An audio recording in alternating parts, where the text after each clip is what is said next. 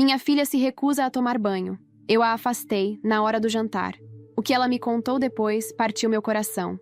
Minha filha se recusa a tomar banho todo dia e se deixa ficar com um cheiro horrível. Mas ela me contou a verdade e eu fiquei completamente devastada.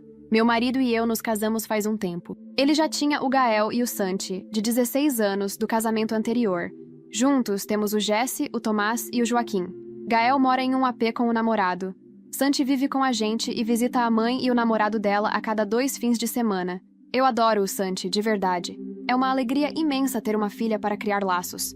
Falando de forma egoísta, eu realmente amo a mulherzinha que ela está se tornando porque é doce, generosa e super esperta. A gente se diverte muito saindo só nós duas. Como eu disse, além dos momentos bons, acho que ela é uma jovem inteligente, com a cabeça no lugar, e tenho muito orgulho da força de caráter dela. Acho que nosso vínculo é bem forte. O único problema é que ultimamente Santi começou a exalar um cheirinho bem forte. Ela tá naquela fase em que adolescentes precisam tomar mais de um banho por dia para tirar o suor. Mas tenho sorte se ela tomar um por dia. Ou escova os dentes de manhã ou à noite. Mas fora isso é bafo puro se não for sair de casa. Geralmente ela passa o dia com o pijama suado, largada no sofá com o cabelo todo oleoso. Então a maioria dos fins de semana com a gente é assim. Às vezes toma banho na sexta e depois só na segunda. Não sei como é esse esquema na casa da mãe dela.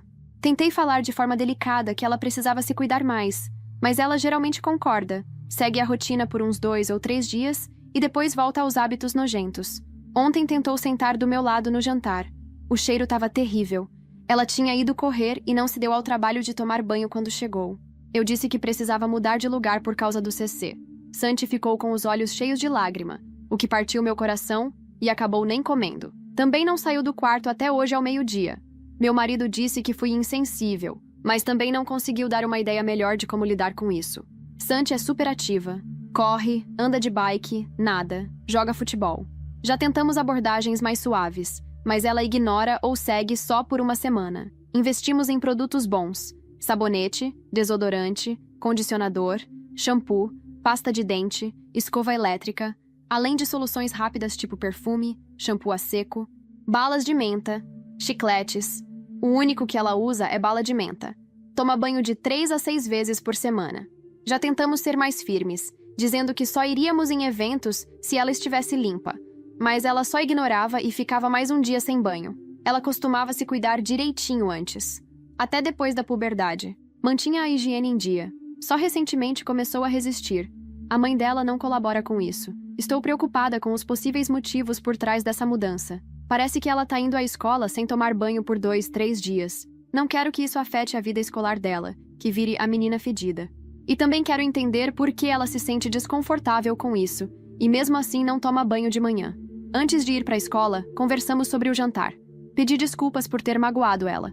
Disse que reagi mal e que lamento muito por ter feito ela se sentir nojenta ao ponto de não poder ficar perto de mim.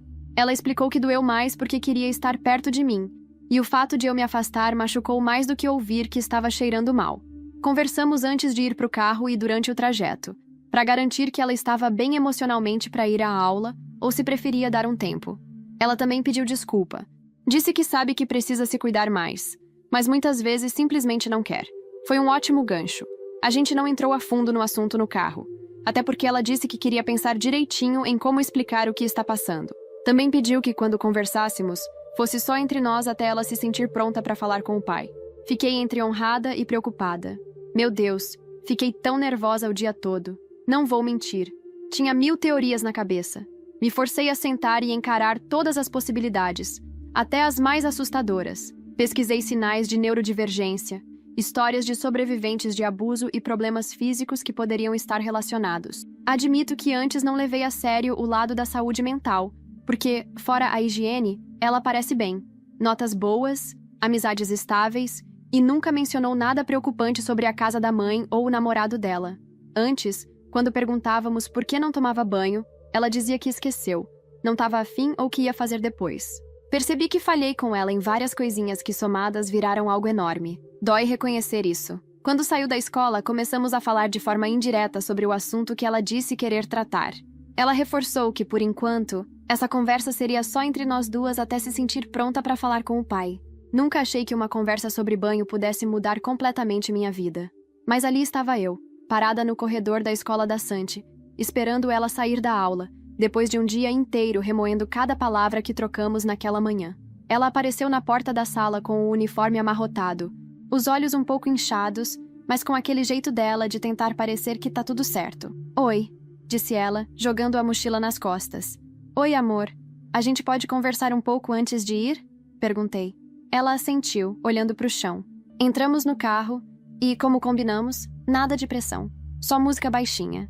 As janelas meio abertas. O sol esquentando o banco do passageiro. Quando finalmente falei, minha voz saiu mais suave do que eu esperava. Sobre o que você disse. Sobre querer me explicar quando estivesse pronta. Eu tô aqui, tá? Sem pressa. Sem julgamento. Só... tô aqui. Ela respirou fundo, os olhos presos no retrovisor. Não sei por onde começar. Pelo começo, eu disse sorrindo. Silêncio, até que ela soltou. Tem coisas que a gente não quer lembrar, sabe? Mas elas ficam ali. E parece que quanto mais você tenta ignorar, mais elas grudam em você. E aí, você se sente suja, mesmo que ninguém veja, mesmo que ninguém saiba. Meu coração afundou. Você se sente assim? Ela olhou pra mim, os olhos cheios de lágrimas. Mas não é por sua causa, nem pela escola, nem pelo meu pai. É por lá, pela casa da minha mãe. Eu juro que naquele momento, o mundo girou devagar. O namorado dela, ele nunca encostou em mim, mas ele olha e fala. Coisas que não deveria. Tipo, um dia, eu saí do banheiro enrolada na toalha, ele olhou e disse, já tá virando mulherzinha, hein? E sorriu daquele jeito nojento. E ela riu, como se fosse nada. Meu Deus, Santi, eu não conseguia respirar direito. Depois disso, eu comecei a não querer mais me lavar. Porque, sei lá, se eu tiver feia, suja, ele para, entende? Para de olhar. Foi como se um raio partisse meu peito no meio. Eu segurei a mão dela com força. Você nunca vai precisar passar por isso de novo. Eu juro por tudo. A gente vai resolver isso. Mas do seu jeito, no seu tempo. E eu vou estar com você em cada segundo. Ela chorou em silêncio. Eu também. Naquela noite, esperei o pai dela chegar. E contei o que Santi disse. Ou melhor, parte. Ela pediu que eu não falasse tudo ainda. Ele ouviu calado. Depois de um tempo, murmurou. Você tem certeza? Pode ser impressão dela. Adolescentes exageram. Eu fiquei em choque. Você tá dizendo que ela tá inventando isso pra quê? Pra atenção? Você ouviu o que eu disse? Eu ouvi. Só tô dizendo que talvez a gente deva conversar com a mãe dela primeiro. E ali eu soube. Ele não ia fazer nada. Não agora. Não por ela. E foi nesse instante que algo em mim mudou. Se ele não iria proteger a filha dele, eu protegeria. E não só isso. Eu faria cada um que a ignorou, que duvidou, que fingiu não ver. Pagar. Foi nessa mesma semana que comecei o diário. Cada detalhe, cada lembrança da Santi, cada indício.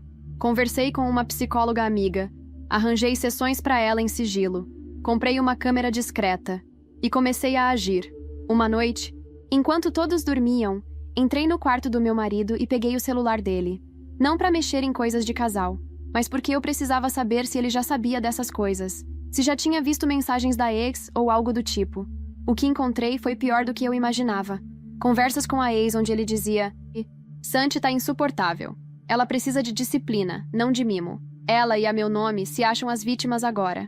Aquela noite, eu não dormi. No dia seguinte, fui levar os meninos na escola como sempre. E na volta, Santi me esperava com um envelope. Quero que leia isso sozinha. Depois a gente conversa. Esperei ela sair e abri. Eram fotos, não dela, mas da sala da casa da mãe. O namorado dela e ele, com uma garrafa na mão, sentado no sofá, encarando diretamente a câmera do celular, com aquele mesmo olhar nojento que ela descreveu. Santi escreveu atrás: se você quiser me ajudar, começa por aqui. E foi o que eu fiz. Não dormi direito depois daquele envelope. As imagens ficaram martelando na minha cabeça a noite toda. Eu vi o olhar daquele homem como se estivesse sentado no meu sofá. E por mais que Santi estivesse segura comigo, uma parte de mim tremia só de imaginar o que poderia ter acontecido se ela não tivesse tido coragem de falar. Acordei antes do sol. Fiz café, sentei à mesa com o celular e abri um bloco de notas. Comecei a listar tudo o que eu precisava entender, fazer e preparar. Era quase como se eu estivesse montando um quebra-cabeça que, quando completo, explodiria no colo de quem merecia. Eu tinha provas, mas precisava de contexto, de mais detalhes, de testemunhas. E, principalmente, precisava proteger Santi de toda forma possível. Quando ela desceu para o café, olhei para ela e senti um orgulho tão grande. A coragem que ela teve de me contar aquilo, de confiar em mim. Ela pegou uma torrada e disse: "Eu posso te ajudar. Tem mais coisas." Eu fiquei anotando. Não só dele, mas da minha mãe também. Ela nunca me protegeu. "Você quer falar disso agora?" Perguntei. "Quero. Antes que eu me arrependa." Fomos pro quarto dela. Fechamos a porta. Ela abriu a gaveta e tirou um caderno todo rabiscado por fora. Isso aqui começou como um diário, mas depois virou um tipo de dossiê. Anotações de tudo. Do que eu sentia, do que via, do que lembrava. Ela começou a folhear e ler. Frases soltas como: "Hoje ele ficou me encarando enquanto eu comia. Mãe disse que era exagero meu. Chorei no banho. Não queria mais estar lá. Tentei falar com o pai, ele mudou de assunto. Cada palavra era um soco. Mas me dava mais combustível. E com tudo isso em mãos, decidi que era hora de agir. No dia seguinte, liguei para Clara, uma amiga antiga que hoje trabalha como assistente jurídica num projeto social em Campinas. Expliquei o básico, omitindo nomes, e pedi conselhos. Ela foi direta. "Você precisa proteger a menina. Reunir tudo que puder com datas, e principalmente ter um depoimento gravado dela contando com as próprias palavras. Sem pressão, mas gravado. Se um dia isso for parar em tribunal, vai fazer diferença." Voltei para casa, coração a mil, mas determinada. À noite, depois que os meninos dormiram, sentei com Santi no sofá. "Eu preciso te pedir uma coisa difícil, mas só se você estiver pronta." Ela me olhou, assustada. "É sobre contar tudo?" "É, gravar. Sua voz, sua verdade, para que ninguém possa fingir que não sabia." Ela pensou por um instante e disse: "Tá, mas só se for com você do meu lado." Gravamos no meu celular. Mais de 40 minutos de relato, pausas, choros, descrições. Eu segurei sua mão o tempo todo. E quando terminou, percebi que a Santi tinha mudado. Não só por dentro. Tinha uma força nova nela. Como se tirar tudo de dentro tivesse dado espaço para ela respirar. No dia seguinte, meu marido voltou do trabalho mais cedo. Disse que queria conversar. Estava com o rosto fechado, olhar desconfiado. Recebi uma mensagem da sua amiga, a Clara. Ela me mandou um texto sobre proteção a adolescentes. "Você andou espalhando coisa por aí?" Levantei da cadeira, encarei ele com toda a calma que consegui. "Eu tô protegendo a sua filha. Porque você não fez isso. Eu vou fazer tudo o que for necessário para que ela nunca mais se sinta ameaçada. E se isso te incomoda, talvez seja a hora de rever quem você escolheu ser como pai." Ele ficou mudo. Depois disse: "Você não entende. Isso vai destruir a minha família." "Você destruiu quando decidiu fechar os olhos." Ele saiu batendo a porta. As crianças acordaram assustadas. E no meio da madrugada, recebi uma mensagem da ex dele. "Se você continuar com isso, vai se arrepender. Você não tem ideia de com quem está mexendo." Aí eu soube. A briga não seria só por justiça. Seria por verdade, por memória, por todas as meninas que já foram caladas. Na semana seguinte, fui até a escola da Santi. Pedi para conversar com a orientadora. Contei, com cuidado, o que estava acontecendo. E disse que era possível que outras meninas também estivessem passando por coisas parecidas. Ela ficou chocada, mas me ouviu. Disse que iam fazer um levantamento discreto, ver se havia sinais de outros alunos. No dia seguinte, Santi chegou da escola com um papel na mão, um bilhete dobrado. "Mãe, acho que tem outra garota passando por isso. Uma amiga minha me chamou para conversar e disse que sente a mesma coisa com o padrasto, que tenta evitar ficar sozinha com ele. E ela não sabia que isso era errado." Eu li o bilhete dela, e minhas mãos tremeram. Era maior do que só a gente. Naquela noite, abri uma nova conta no Instagram, com um nome simples, Higiene Emocional. Fiz o primeiro post. "Esse espaço é para todas as meninas que já foram silenciadas, que ouviram é coisa da sua cabeça. Aqui sua verdade importa." No primeiro dia, tivemos 84 seguidores. No segundo, 500. No terceiro, um vídeo anônimo viralizou. Era a voz de uma garota contando uma história idêntica à de Santi. E no fundo, a voz do homem. Um riso abafado, uma frase nojenta, e a sombra dele passando ao fundo. Quando Santi viu, empalideceu. "Mãe, esse vídeo, essa voz, esse lugar, é a casa da minha mãe." O vídeo viralizou como um incêndio em tempo seco. A cada notificação no celular, meu estômago dava um nó mais apertado. A página que Santi e eu criamos, aquela pequena trincheira onde a voz dela encontrou abrigo, agora era uma avalanche de relatos, mensagens, compartilhamentos. Mas aquele vídeo mudou tudo. Santi reconheceu o ambiente na hora. É a casa da mãe. Aquela parede. O vaso na estante. Até o som do portão é igual. Ela segurava o celular com tanta força que os dedos ficaram brancos. Eu sentei ao lado dela, tentando respirar fundo. Tem certeza, filha? Pode ser parecido, mas... Eu tenho certeza. Aquela risada é ele. Eu reconheceria em qualquer lugar. E aquela menina, a voz dela, parece a da Júlia, uma vizinha da minha mãe. Ela sempre me olhou estranho, como se quisesse falar algo e não conseguisse. Foi como se o inferno tivesse escancarado a porta. O vídeo mostrava poucos segundos, mas a tensão era palpável. A voz trêmula da menina, tentando contar o que sentia, e ao fundo, a risada abafada. Uma frase nojenta, parecida com a que Santi ouvira. Algo como: "Tá cada dia mais bonita, hein? Vai dar trabalho." Eu sabia que aquilo era um divisor de águas. Não dava mais pra esperar. Peguei o celular e liguei direto pra Clara. "Clara, temos um vídeo. Ele apareceu num perfil anônimo, mas a Santi reconheceu tudo. O lugar, o homem e talvez a menina." Clara, do outro lado, suspirou fundo. "A gente vai ter que agir. Oficialmente. Isso agora é grave demais. Você consegue o contato dessa vizinha? Preciso saber se ela quer denunciar." Falei com Santi, que hesitou. "Ela vai negar. Sempre foi muito quieta. Mas a gente pode tentar. Com carinho." Mandamos uma mensagem. Santi escreveu. A resposta veio 2 horas depois. Curta, mas suficiente. "Encontro vocês na escola. Amanhã, depois da aula." Eu quase não dormi naquela noite. E Santi também não. Eu a ouvi andando no quarto, levantando, indo até a janela, voltando para a cama. Era como se estivesse se preparando para algo grande, como se sua vida estivesse prestes a mudar de verdade. Na escola, ficamos esperando do lado de fora.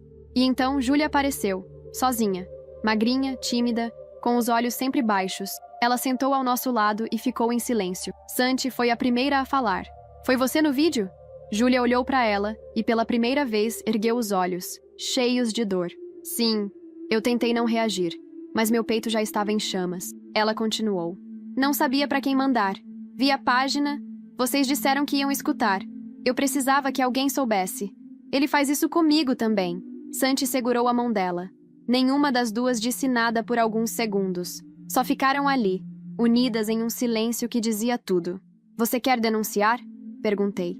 Ela respirou fundo. "Quero, mas não posso fazer sozinha. Minha mãe não acredita em mim. Disse que ele me sustenta, que sem ele a gente não come." E ali, no meio daquele pátio, eu entendi a dimensão do que estávamos enfrentando. Não era só um homem nojento. Era um sistema de silêncio, de medo, de sobrevivência, E nós tínhamos que ser mais fortes. Com a ajuda da Clara, marcamos uma reunião com uma advogada do projeto social. Júlia topou. Gravou também seu relato. Santi ficou ao lado dela em todas as reuniões, firme como uma rocha. E ali nasceu algo que eu não esperava. Uma nova versão da minha enteada. Mais forte, mais determinada, mais consciente de quem era e do que podia enfrentar. Mas claro, nada disso aconteceu em silêncio. Uma semana depois, recebi uma notificação no celular. Era uma mensagem de um número desconhecido. "Você não sabe com quem está mexendo. Isso vai custar caro." Mostrei para Clara, que prontamente pediu uma medida protetiva. Não era brincadeira. O padrasto da Santi e da Júlia era influente no bairro. Tinha amigos na delegacia. A mãe da Júlia chegou a ir até minha casa furiosa. "Você tá colocando ideia errada na cabeça da minha filha. Ele nunca tocou nela. Isso é tudo coisa de adolescente cheia de mimimi." Eu mantive a calma, como me instruíram. "A senhora pode acreditar no que quiser, mas a justiça vai ouvir o que ela tem a dizer." Ela me xingou, cuspiu no chão da minha garagem e saiu batendo o portão. Os vizinhos começaram a comentar. Alguns ficaram do nosso lado, mas a maioria preferiu o silêncio. Afinal, é mais fácil fingir que não viu do que escolher um lado numa guerra tão suja. No meio disso tudo, meu marido, agora ex, começou a espalhar que eu estava manipulando a Santi, tentando destruir a reputação da ex dele. Disse que eu queria roubar a guarda dos filhos, que eu tinha inveja da família perfeita que ele teve um dia. As pessoas começaram a se afastar. Amigos antigos pararam de responder. Meus pais começaram a ligar preocupados. "Você tem certeza do que tá fazendo?" "Tenho, porque dessa vez ninguém vai calar minha filha." E foi ali, em meio ao caos, que recebi o telefonema mais inesperado da minha vida. Era de uma jornalista de um portal de notícias grande. "Olá, tudo bem?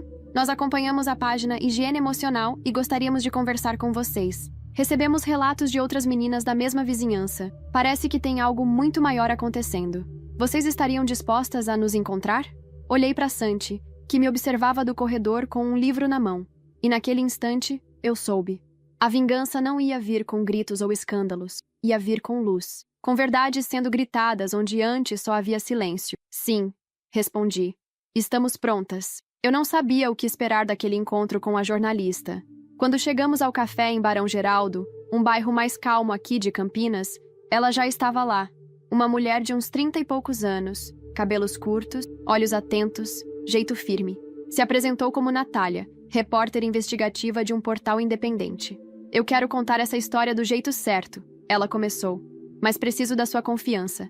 E da Santi. Já recebi 3 relatos de meninas da mesma rua. Todas mencionam o mesmo homem. E todas disseram que encontraram coragem depois de ver o vídeo. Santi estava ao meu lado, com os dedos entrelaçados nos meus.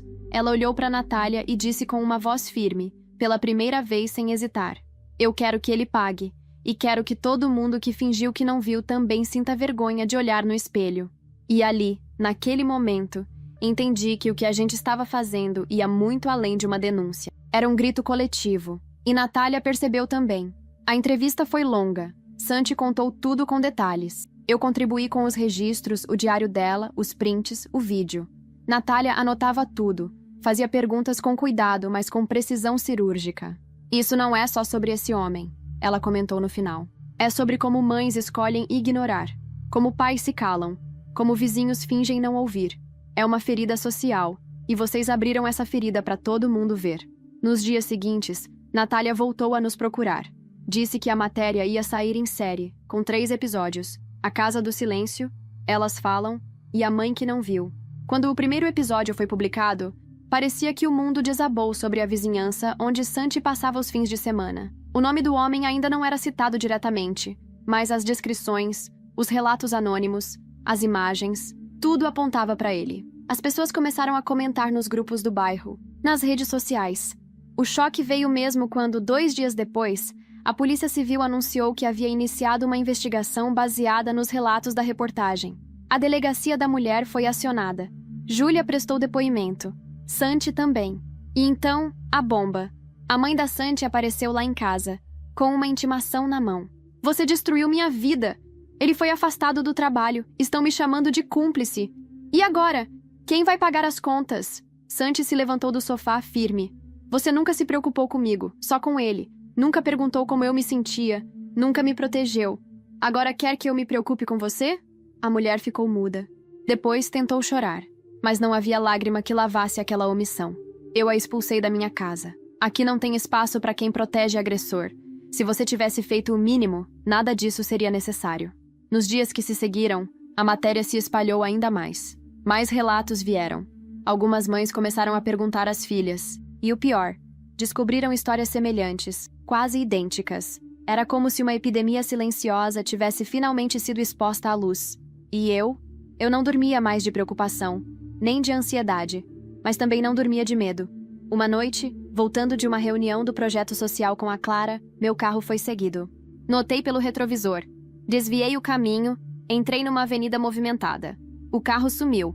Quando cheguei em casa, tinha um tijolo na porta com um bilhete amassado. Você passou dos limites. Liguei para Clara. Ela foi clara. Vamos pedir escolta. Isso agora é uma questão de segurança pessoal. Você e a Santi viraram alvo. Eu pensei em recuar. Pensei em me calar. Mas naquela mesma noite recebi um e-mail de uma menina do interior da Bahia. Tinha 13 anos. Dizia que viu a história da Santi e contou para a mãe que o padrasto também olhava para ela do mesmo jeito. A mãe acreditou. E o padrasto foi embora no dia seguinte. A mensagem terminava com: obrigada por salvar minha vida, mesmo sem saber quem eu sou.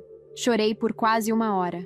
No fim da semana, Natália publicou o último episódio da série. Pela primeira vez, o nome do padrasto de Santi foi revelado, junto com documentos, prints e um resumo das denúncias oficiais em andamento. Foi um terremoto.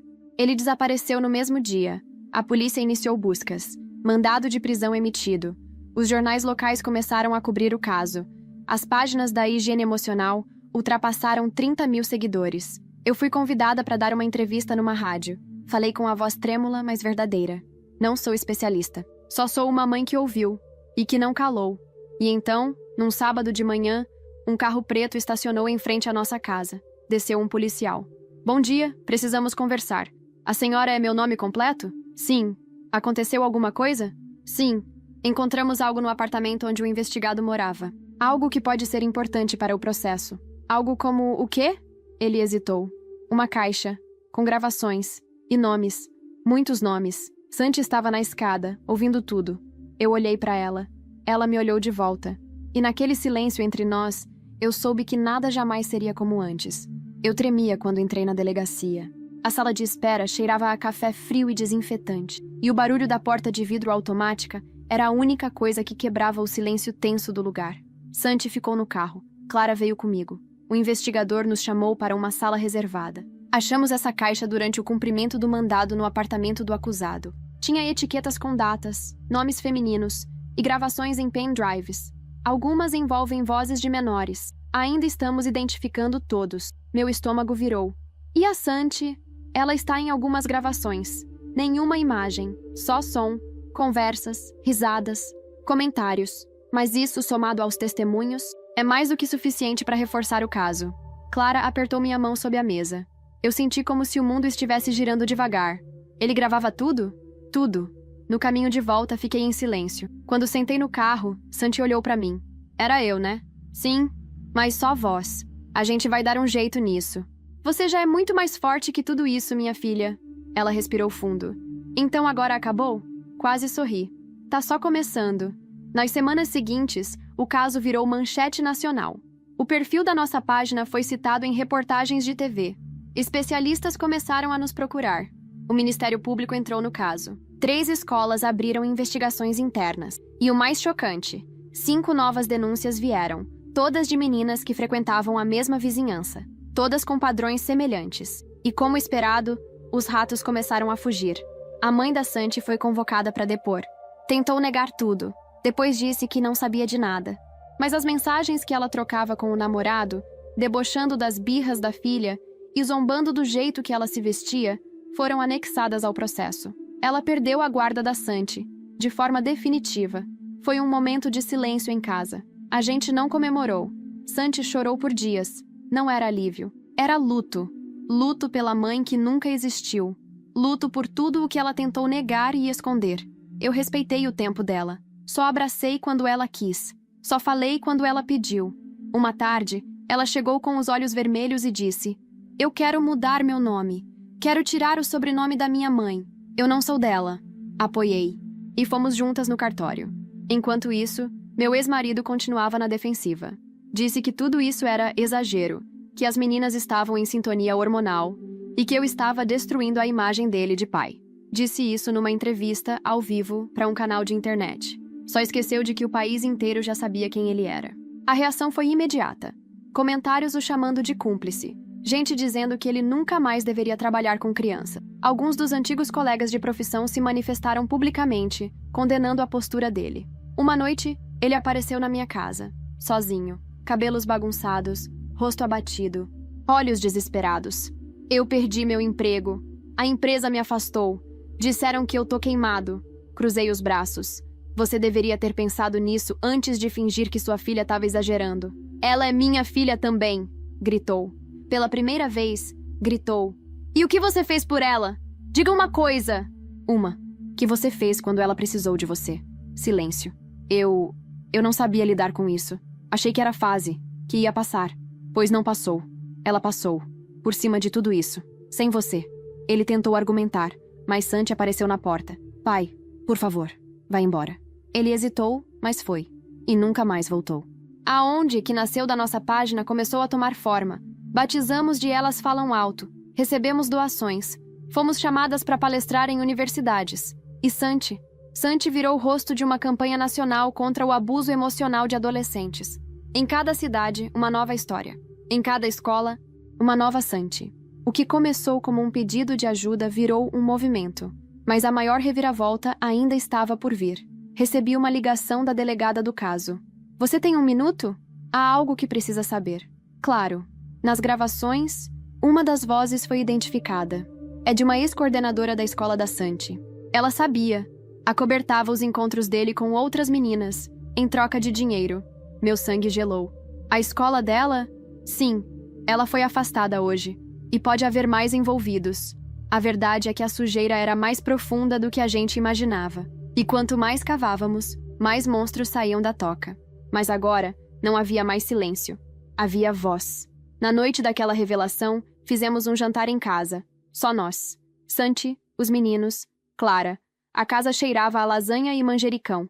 Era a nossa forma de respirar, de dizer, sobrevivemos. Santi levantou a taça de suco e disse, por nós, por quem falou e por quem ainda vai falar. E ali, brindamos, em silêncio, com lágrimas. No dia seguinte, recebi um envelope por debaixo da porta, sem remetente, sem nada, só uma foto, do padrasto da Santi, num aeroporto, em Bogotá. Eu fiquei olhando para aquela foto por longos minutos. Era ele, sem dúvida nenhuma. O homem que por tanto tempo assombrou os pensamentos da Santi, agora circulando livremente em outro país. Bogotá, Colômbia. Terno amarrotado, uma mochila nas costas, barba por fazer, um vulto atrás da liberdade, ou o que restava dela. Não havia remetente, nem bilhete. Apenas o aviso silencioso de que ele ainda estava fora. Clara levou a foto direto para a delegacia. A Interpol foi acionada. Um alerta vermelho foi emitido. Não era mais uma questão local. Agora, ele era procurado internacionalmente. Enquanto isso, a vida aqui seguia, mas com cicatrizes profundas. Santi, mesmo com toda a força que construiu, ainda enfrentava dias em que não queria sair da cama. A psicóloga dizia que era esperado, que o corpo leva tempo para entender que o perigo passou, mesmo quando a mente já sabe. Mas nesses dias, eu ficava ali com ela, sentada na beirada da cama, lendo em voz alta, penteando o cabelo dela, como se pudesse costurar cada pedaço quebrado com pequenos gestos. Você acha que um dia ele vai ser preso? Ela perguntou uma noite. Eu acho que sim.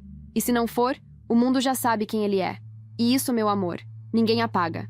Enquanto aguardávamos os desdobramentos do processo internacional, algo inesperado aconteceu. Recebi uma carta pelo correio, manuscrita. Era da mãe da Santi, sem retorno, sem assinatura. Mas o conteúdo me tirou o chão. Eu não sei se um dia terei coragem de olhar você ou minha filha nos olhos. Fui covarde, fui cega, e talvez tenha me escondido atrás da sobrevivência por tanto tempo que esqueci de viver de verdade. Eu perdi minha filha, e mereço, mas quero que ela saiba que, mesmo não tendo sido a mãe que ela precisava, eu reconheço minha falha, e que ela foi muito mais forte do que eu jamais fui. Diga a ela que, se um dia quiser ouvir, eu estarei aqui, em silêncio, se for preciso. Mostrei a carta para Santi. Ela leu em silêncio.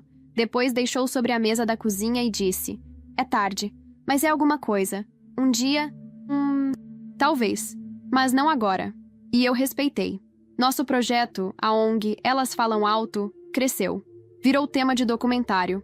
Fomos convidadas para o Senado, para audiência pública sobre proteção a adolescentes. Recebemos apoio de artistas, jornalistas, pessoas comuns. E ali, eu percebi que a vingança que eu tanto queria lá atrás tinha se transformado em algo muito maior. Era justiça. Era legado. Clara, minha amiga, virou cofundadora da ONG comigo. Santi participou ativamente do Conselho Jovem. Criamos um canal onde adolescentes podiam mandar vídeos, áudios ou relatos, tudo monitorado por psicólogos voluntários. E cada história era um lembrete de por que tudo começou. Joaquim, o mais novo, me perguntou um dia no café: Mãe, a Santi virou famosa? Santi riu e respondeu: Não, bebê, eu só virei corajosa. Meu ex-marido nunca mais pisou em casa. Perdeu o emprego, os amigos, o respeito. Tentou recorrer da guarda, mas o juiz foi categórico. Essa criança tem mãe, e não é o senhor. Ele mora hoje em um apartamento pequeno, em um bairro afastado, segundo ouvi dizer. Vive sozinho. Alguns dizem que bebe demais, outros que tenta, em vão, arrumar emprego como consultor. Mas ninguém quer ouvir conselhos de um homem que abandonou a própria filha. A coordenadora da escola foi presa. Confessou parte dos acordos que fazia com o agressor. Disse que precisava do dinheiro e que achava que não era tão grave assim. Está aguardando julgamento. Outras denúncias apareceram depois da dela. Ela pode pegar mais de 20 anos. E o padrasto de Santi? Foi preso em Lima, no Peru, 2 meses depois. Estava tentando atravessar para o Equador com documentos falsos. Foi extraditado para o Brasil sob forte escolta policial. O rosto dele apareceu em todos os noticiários. A mesma cara de sempre. Só que agora, em silêncio. Um silêncio sem poder. Um silêncio derrotado. Santi não quis assistir. Eu não preciso ver. Já vi ele demais. O julgamento foi longo, mas firme. 23 vítimas, 12 menores de idade, provas, áudios, relatos, imagens. Condenado a 38 anos de prisão, sem direito a recorrer em liberdade. Quando saiu a sentença, fizemos um jantar. Dessa vez, com mais gente. Voluntários da ONG, meninas que participaram das campanhas, mães que nos agradeceram. Santi pediu para dizer algumas palavras. Tem dias que ainda dói, mas tem dias que eu acordo, olho pro espelho e vejo que aquela menina que se escondia atrás do próprio cheiro virou mulher e que nenhuma memória, nenhum trauma vai apagar isso. Porque agora eu falo alto. Silêncio. E depois, palmas. Choros contidos. Sorrisos sinceros. Eu, olhando para ela, entendi que venci. Não por ter punido cada um que nos feriu, mas por ter feito com que cada uma de nós, eu, Santi, Júlia, todas, saíssemos do outro lado maiores do que entramos. E se me perguntarem hoje o que eu aprendi com tudo isso, eu diria: nunca subestime o poder de uma adolescente que encontra sua voz. Porque quando elas falam, o mundo ouve.